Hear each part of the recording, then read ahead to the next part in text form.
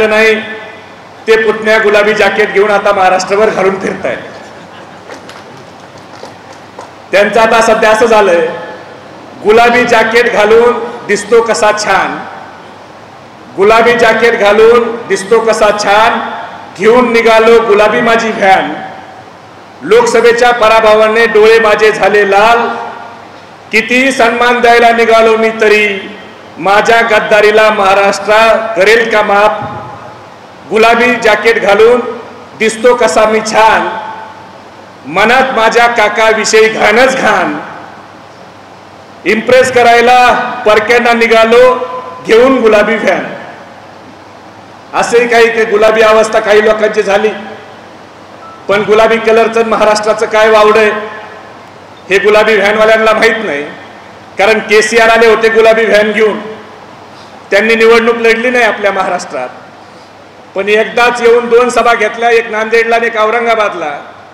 आणि त्याच्यानंतर तेलंगणात झालेल्या विधानसभा निवडणुकीत तर केसीआर पडलेच, पण बाथरूम मध्ये देखील पडले. असा गुलाबी कलर घेऊन आता काही लोक निघाली. महाराष्ट्रामध्ये नवनवीन योजनेचं त्या ठिकाणी ते घोषणा करतायत. लाडकी बहिणीची घोषणा केली. खरं तर ज्यांनी लाडक्या बहिणीची घोषणा केली त्यांना बहीण ही लाडकी आहे हे कधी वाटत नव्हतं. निवडणुकीत बारामतीच्या जनतेने त्यांना दाखवून दिलं की बायकोपेक्षा बहीणच लाडकी आहे, म्हणून त्यांना लाडकी बहीण आठवली. आज आपण बघतोय महाराष्ट्रामध्ये, मगाशी एक नाटक झालं, त्या नाटकात महाराष्ट्रात काय पद्धतीचं नाटक चाललंय हे आपण सगळे बघतोय. आणि अकलूजकरांनी आणि महाडेकरांनी तर इतिहास रचला, अक्षरशः पैशाचा पाऊस पाडला, पण तुम्ही देखील धैर्यशील भैयावर मताचा पाऊस पाडून त्यांना लोकसभेत विजयी केलं. कारण ही महाड्याची स्वाभिमानाची निवडणूक होती. खरं सोलापूरला देखील धैर्यशील भैया विजयदादा एक चक्कर मारून आले आणि त्या ठिकाणी तिकडचं देखील इथला पार्सल जे तुमचं तिकडे गेलं होतं ते पार्सल देखील तुम्ही परत तिथं सोलापूर जिल्ह्यातून परत पाठविलं.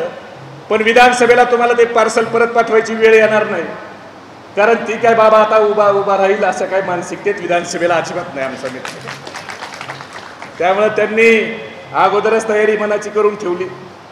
तुम्ही सोलापूर जिल्ह्यातच एवढं बेकार पाडलंय सोलापूर लोकसभेत जानकर साहेब, की आता त्यांना परत मला वाटत नाही की माळशिरस विधानसभा लढायची काही इच्छा राहिली आणि तुम्ही ठेवली असं काही चिन्ह आता सध्या राहिलेलं नाही.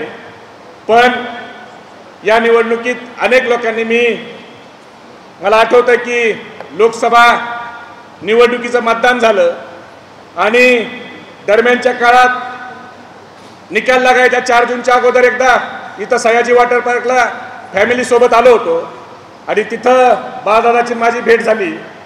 आणि त्यावेळेला मी बाळदादाला विचारलं की दादा कसं होईल, किती मतांनी वाटतंय. त्यांनी पैसे लय वाटलेत पण आपलं सीट निवडून येईल, 70-80 हजार मतांनी निवडून येईल. मी म्हणलं दादा किती जरी पैसे वाटले असले तरी माढ्यातल्या लोकांनी यावेळेला ठरवलंय की भारतीय जनता पार्टीला या माढ्यात गाडायचं, लाखाच्या पुढं आपलं सीट निवडून येईल अशी खात्री त्या ठिकाणी होती. कारण विजयदादांच्यामुळं माढा हे भारतीय जनता पार्टीला मिळालं. ते माढा भारतीय जनता पार्टीला हे भारतीय जनता पार्टीमुळे नव्हतं मिळालं, तर ते विजयदादाचा आशीर्वाद त्यांच्या पाठीशी होता म्हणून मिळालं होतं. पण ते भारतीय जनता पार्टीला त्याचा विसर पडला आणि त्यांना असं वाटायला लागलं की हा माढा लोकसभा मतदारसंघ हा आमच्याकडे आला. अहो ज्या वेळेला या महाराष्ट्राच्या उपमुख्यमंत्र्याला अतिथी देवो भव म्हणून रणजितदादा बुके द्यायला इथं गेले तर ह्यांना सत्तेचा एवढा माज आणि एवढी मस्ती होती की त्यांनी रणजितदादाचा साधा बुकेला हात लावला नाही. आणि रणजितदादाच्या तुम्ही बुकेला हात लावत नाही तर तुम्हाला बुकं लावल्याशिवाय माढ्यातले आणि अकलूजकर कसे सोडतील, याचं साधं भान त्यांना राहिलं नाही. आणि जानकर साहेब आणि मोहिते दादा हे देखील या निवडणुकीत एकत्र आले. मला एक वरिष्ठ पत्रकार म्हणला की देवेंद्र फडणवीसांनी सांगितलं की माढा आमचाच आहे. त्यांना मी सांगितलं की त्यांना म्हणावं आता माढा हे तुमचं कधी नव्हतं आणि भविष्यात देखील कधीच नसणार आहे, कारण आता मोहिते दादा तुमच्या सोबत नाहीत. ते म्हणले जानकर साहेब आणि मोहिते दादा कसं काय एकत्र आले. मी म्हणलं ती सगळी कमाल ही आमचे कॅप्टन जयंत पाटील साहेबाची आहे. कारण कसं कुणाला जुळवायचं, कसं नियोजन करायचं। आज पवार साहेबांच्या नेतृत्वाखाली आपले 10 पैकी 8 जागा निवडून आल्या। त्या 8 जागा निवडून आणताना सेनापती म्हणून जसं बाहुबली पिक्चरमध्ये भल्लादेवनी सगळं सैन्य, चांगलं सैन्य हे भल्लादेवनी स्वतःकडे घेतलं, रणगाडे घेतले, हत्ती घेतले, घोडे घेतले, तलवारी घेतल्या, आणि बाहुबलीकडे मात्र जे सगळ्यात काही कोण घेणार नाही असं सैन्य शिल्लक राहिलं। पण त्या सैन्याला घेऊन देखील युद्ध जिंकायची किमया ही भल्लादेवपेक्षा बाहुबलीकडे जास्त होती, कारण भल्लादेव हा कपटी होता आणि बाहुबली हा निर्मळ मनाचा होता। तसं एक भल्लादेव आपल्यातून गेले, पण बाहुबली हे आपल्या सोबत राहिले, आणि त्या बाहुबलींनी सेनापती म्हणून जे काही महाराष्ट्रामध्ये राष्ट्रवादी काँग्रेस पक्षाला नवीन लोक जोडायचं काम आदरणीय त्या ठिकाणी जयंत पाटील साहेबांनी पवार साहेबांच्या नेतृत्वाखाली केलं। आणि हे करत असताना ज्यांना वाटत होतं की आता या राष्ट्रवादी काँग्रेस पक्षाचं काही शिल्लक राहिलं नाही, मी या अकलूजच्या या सभेत म्हणलो होतो दादा धैर्यशील भैया की जे लोक आज दम देत आहेत ते लोक 4 जूनच्या नंतर म्हणतील, पायावर येतील आणि काका मला वाचवा असं म्हणायला मागे पुढे बघणार नाही। आता विधानसभेला देखील भारतीय जनता पार्टीला काही स्कोप या जिल्ह्यात भेटल असं वाटत नाही, कारण विजयदादा नसल्यावर या जिल्ह्यात भारतीय जनता पार्टीचं खातं विधानसभेला देखील उघडणं अवघड आहे। कारण एक मोठी ताकद विजयदादाची या जिल्ह्यामध्ये, आणि या जिल्ह्यात विजयदादांनी ठरवलं तर भारतीय जनता पार्टी आता त्या ठिकाणी बियाला देखील शिल्लक राहणार नाही। आज परिस्थिती तशी झाली आहे, बरेच लोक येऊन आता बरेच पवार साहेबांना भेटायला लागलेत। जे लोकसभेत आपल्या विरोधात होते ती बरीचशी मंडळी येऊन आता स्वतःहूनच बिनबुलाय मेहमान यायला लागलेत। जे पहिले फोन घेत नव्हते ते आता बळच येऊन भेटायला लागलेत। पण मला जयंत पाटील साहेबांना विनंती करायची आहे की जे गद्दार आता आपल्याला लोकसभेच्या अगोदर सोडून गेलेत त्या गद्दाराला परत त्या ठिकाणी पक्षात घेऊ नका, कारण ही घाण होती, ही घाण पक्षातून गेली। ज्यावेळेला आपला पक्ष फुटला त्यावेळेला मला एक पत्रकारांनी विचारलं की आता कसं होणार, पवार साहेबांच्या पक्षातून सगळे चाललेत। त्यावेळेला मी त्यांना सांगितलं की आता समुद्राला ज्या वेळेला आवटी लागते त्यावेळेला समुद्र सगळी घाण ही बाहेर टाकतो आणि नंतर स्वच्छ पाण्याची भरती येते।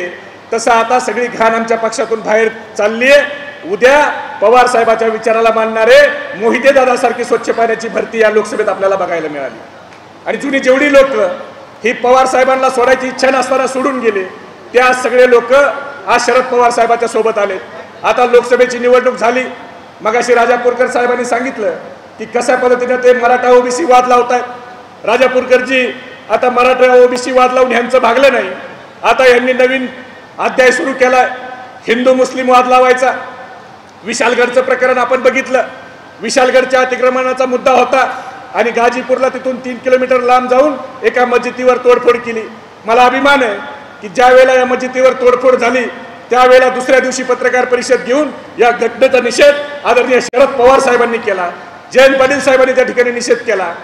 आणि जे लोक आता जातीपातीमध्ये भेदभाव निर्माण करतायत त्या लोकांना मला नम्रपणे सांगायचं आहे की हा महाराष्ट्र शाहू फुले आंबेडकर छत्रपती शिवाजी महाराजांच्या विचाराचं महाराष्ट्र आहे। या महाराष्ट्रामध्ये जातीपातीला कधी थारा नाही।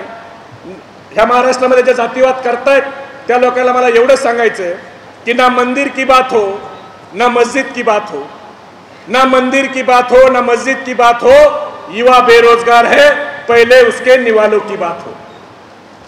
मेरे नींद को दिक्कत ना भजन से है ना अजान से है, मेरे नींद को दिक्कत ना भजन से है ना अजान से है, मेरे नींद को दिक्कत मरते हुए जवान और खुदकुशी करते किसान से है।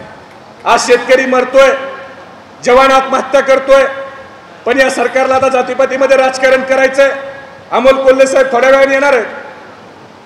कोल्हे साहेब पवार साहेबांसोबत त्या ठिकाणी राहिले म्हणून अजितदादा त्यांना म्हणले तू कसा निवडून येतो तुला बघतो।